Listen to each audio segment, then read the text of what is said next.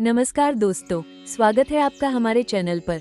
आज हम आपको सुनाएंगे ऋषि अगस्त्य और विंध्य पर्वत की एक अद्भुत और प्रेरक कथा। ये कहानी हमें सिखाती है विनम्रता और बुद्धिमत्ता का महत्व। तो चलिए इस रोचक कथा को सुनते हैं।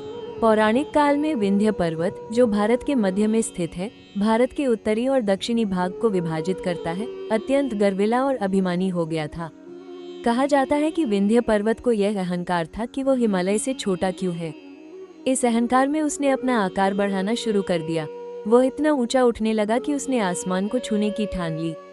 लेकिन उसकी इस हरकत से पृथ्वी पर संकट खड़ा हो गया। सूर्य देव की किरणें धरती पर ठीक से नहीं पहुंच पाई, जिससे फसलें खराब होने लगी और जीवन प्रभावित हो गया। इससे देवताओं और पृथ्वीवासियों को बहुत परेशानी हुई। देवताओं ने ये समस्या देखकर ऋषि अगस्त्य से मदद की प्रार्थना की। ऋषि अगस्त्य, जो अपनी बुद्धिमत्ता और तपस्या के लिए प्रसिद्ध थे, समस्या का समाधान करने के लिए विंध्य पर्वत के पास पहुंचे।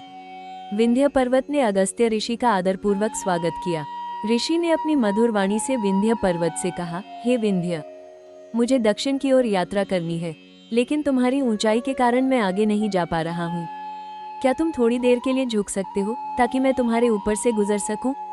विंध्य पर्वत ऋषि अगस्त्य के तप और प्रभाव से प्रभावित था। उसने उनका अनुरोध मान लिया और तुरंत अपनी ऊंचाई को कम कर लिया और झुक गया।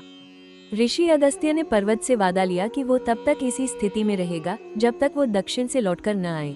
विंध्य पर्वत ने अगस्त्य ऋषि का वचन मान लिया और आज तक उसी स्थिति में झुका हुआ है। ऋषि अगस्त्य दक्षिण भारत चले गए और कभी वापस नहीं लौटे। इससे विंध्य पर्वत हमेशा के लिए झुका हुआ रह गया। ऋषि अगस्त्य ने इस तरह अपनी चतुराई और विनम्रता से समस्या का समाधान किया। उन्होंने न केवल देवताओं और पृथ्वीवासियों को बचाया, बल्कि विंध्य पर्वत को भी अहंकार के रास्ते से दूर कर दिया।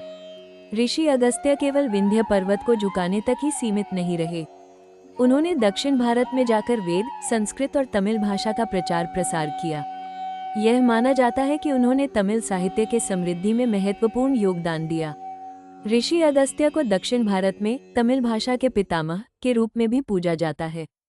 उनकी वजह से उत्तर और दक्षिण भारत का सांस्कृतिक और धार्मिक जुड़ाव संभव हुआ।